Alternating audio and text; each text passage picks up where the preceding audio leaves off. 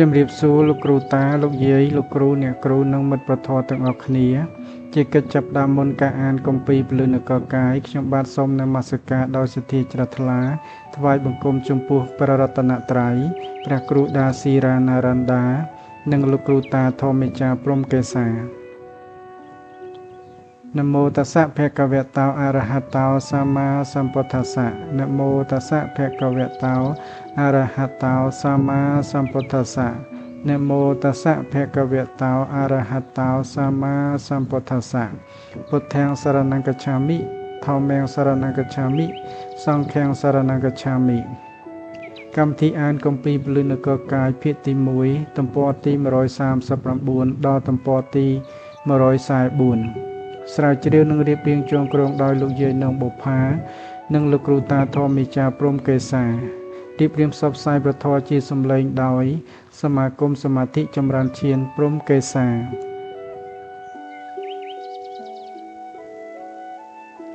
នៅកកាយដោយកតិលោកក្នុងអបាយភូមិបានដល់កាយនិងឋានដែលមានបាបធ្ងន់រចនាសម្ព័ន្ធនៅក្នុងអបាយភូមិមាន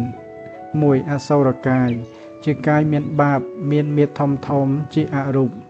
ជំពូកព្រាយបិសាចអរិយអ្នកតាជាដើមពេលខ្លះមើលឃើញពេលខ្លះមើលមិនឃើញ2ដេរឆានជាកាយមានបាបមាន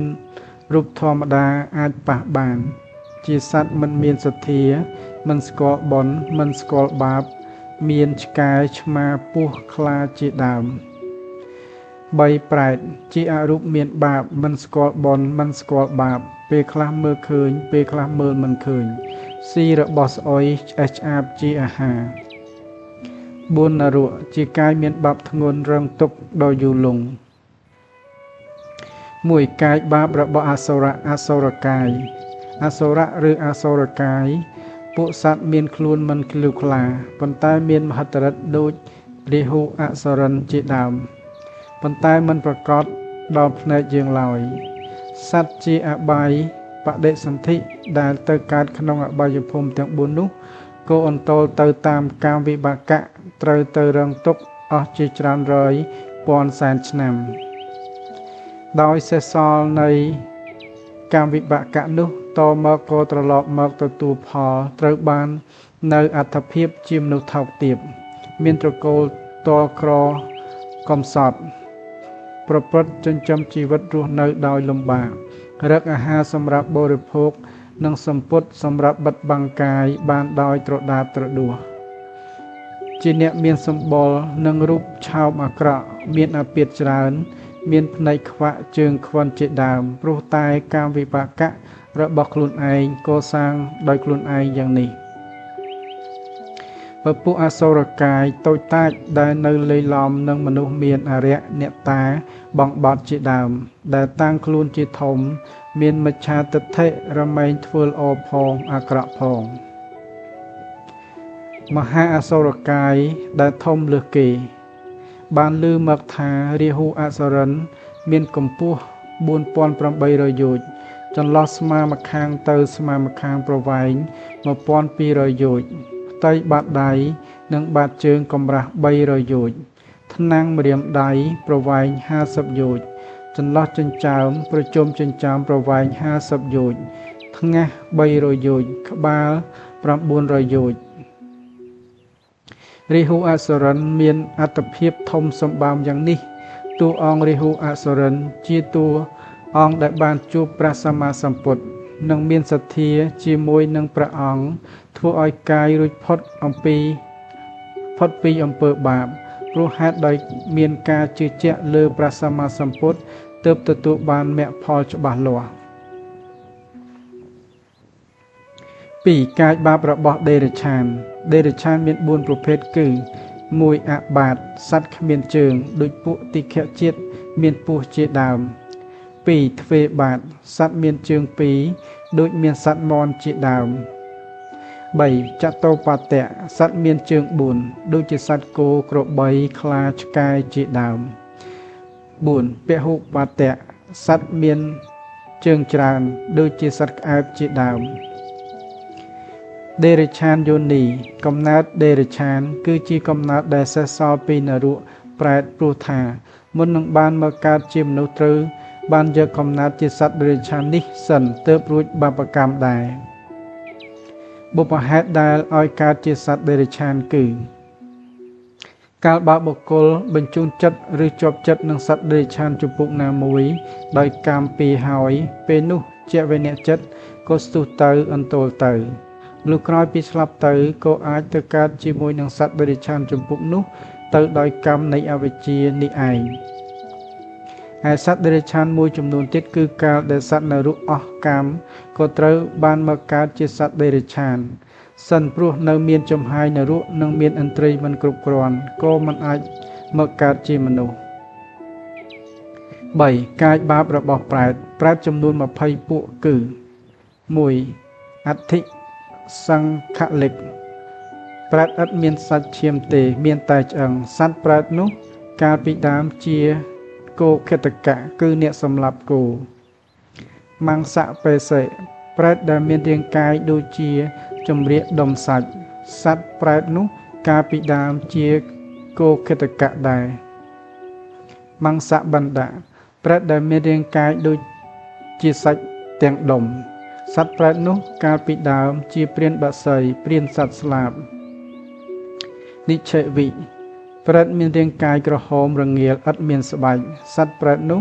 កាលពីដើមជាអ្នកសម្លាប់ជ្រូកចិញ្ចឹមជីវិត5អសេលោមមៈ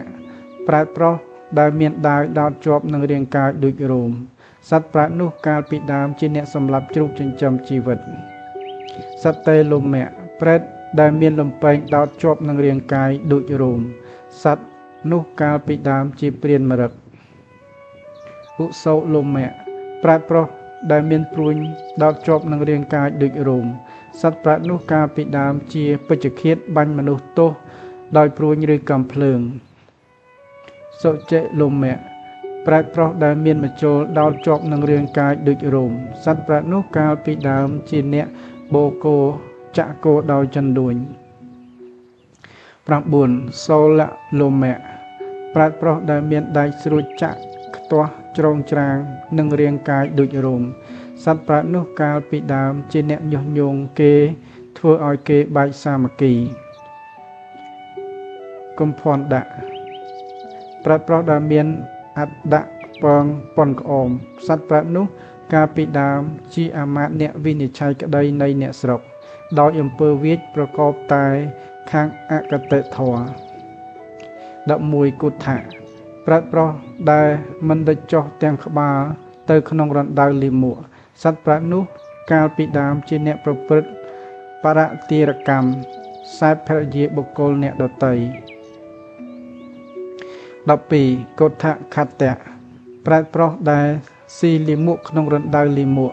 ចាប់លិមួកដោយដៃទាំងពីរស៊ីសត្វប្រែតនោះកាលពីដើម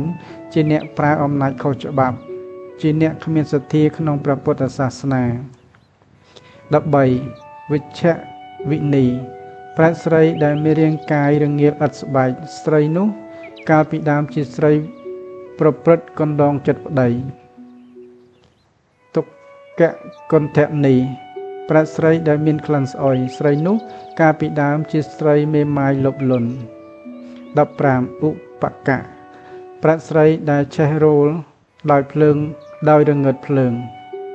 16អសិសកពន្ធៈប្រែតស្រីដែលកំបុតក្បាលមានភ្នែកនិងមុខនៅត្រង់ទ្រូងសត្វប្រែតនោះកាលពីដើមជាអ្នកពិឃាតចោល17ភិក្ខុបេតៈប្រែតដែលមានភេទដូចជាភិក្ខុសត្វប្រែតនោះកាលពីដើម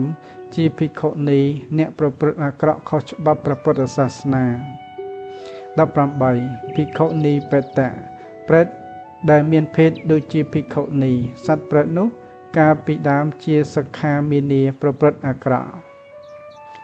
19សាមណេរបេតៈប្រែតដែលមានភេទដូចជាសាមណេរសត្វប្រែតនោះកាលពីដើមជាសាមណេរប្រព្រឹត្តអាក្រក់20សាមណេរីបេតៈប្រែតដែលមានភេទដូចជាសាមណេរីសត្វប្រែតនោះកាលពីដើមជាសាមណេរីប្រព្រឹត្តអាក្រក់ 4. នរុធំ8រណ្ដៅរចនាសម្ព័ន្ធនៅក្នុងនរុធំមានកាយនៅក្នុងនរុទាំងនោះជាកាយបាបធ្ងន់ជាភាវៈបាបចម្រុះផ្សំឡើងដោយមហាភូតរូប4គឺដីទឹកភ្លើងខ្យល់នគរនរុនេះតាំងនៅក្នុងចន្លោះមុំនៃចក្រវាឡ3ទល់គ្នាហៅថាលោកកតរៈតាំងនៅក្នុងលំហទទេមិនមានព្រះអាទិត្យព្រះច័ន្ទបញ្ចេញពន្លឺដល់ទេមហានរុធំនេះមានចំនួន8រណ្ដៅមហានរុធំទាំង8រណ្ដៅនោះគឺនរុធំនីមួយសុទ្ធតែមានមហាកំពែងព័ទ្ធជុំវិញទាំងអស់ដូចគ្នានៅអមខាងក្នុងកំពែងនៃនរុធំនីមួយនោះមានឧសតៈនរុក្នុងមួយទិសមាន1រួម4ទិសមានឧសតៈនរុ4នៅព័ទ្ធជុំវិញជាបរិវារនៅជាន់ខាងក្នុងនរុធំនោះមាននរុចំនួន12រណ្ដៅទៀតនៅជាន់ខាងក្រៅនរុធំនោះមានយមលោកនរុព័ទ្ធជុំវិញក្នុងមួយទិសចំនួន10រណ្ដៅរួមទាំង4ទិសត្រូវជា40រណ្ដៅនគរនរុនីមួយមានរាង4ជ្រុងស្មើដូចគ្នាហើយមានទ្វារ4ជុំវិញមហានគរនរុធំមានទំហំ 84000 យោជន៍ត្រីគុណដែលបិទជិតគ្រប់ទិសទាំង10ហើយប្រកបដោយដែកទាំងអស់ដែលមានកម្រាស់ដែកនោះ19យោជន៍មហានគរនិងផែនដីមហានរុធំនោះមានភ្លើងឆេះជាប្រចាំគ្រប់កាលហើយដែលផ្សាយចេញទៅក្រៅចម្ងាយ100យោជន៍ជុំវិញនៅក្នុងឧសតៈនរុ1មានស្ដេចយមរាជ1ក្នុងមួយទិសមាន1រួមទាំង4ទិសត្រូវមានយមរាជ4យមរាជ1នាក់មានសិរិ